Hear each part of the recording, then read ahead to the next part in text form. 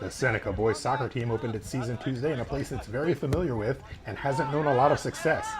Seneca had an 0-15 all-time record against Shawnee High School and had been outscored in those games 38-5. There was little to suggest a change in those trends after a goal by Aiden Jaquinto in the first half and a thunderbolt from Ben Delmeyer in the second staked Shawnee to a 2-0 lead. I told the guys, I said, don't start pointing fingers. We had guys behind the ball. We had a couple guys even deflect it prior to the kid shooting.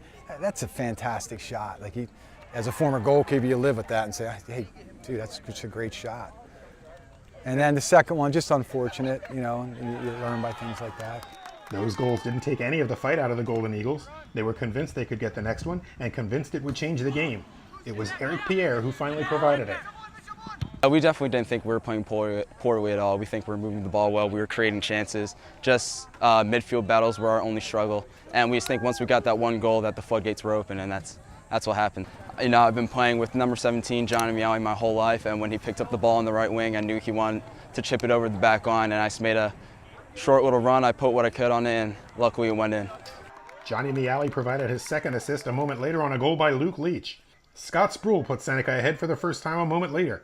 It had taken Seneca just 3 minutes, 7 seconds to score 3 times. I was anticipating a through ball to Johnny Miali, and it got caught up in a couple defenders and stayed after it and took a single touch and whipped it for our corner. I knew it was going to hit the goalie. I didn't think it was going to hit his glove and go in.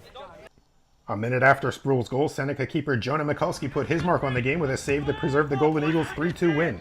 Shawnee fell to 0-1 and will face Washington Township on Thursday.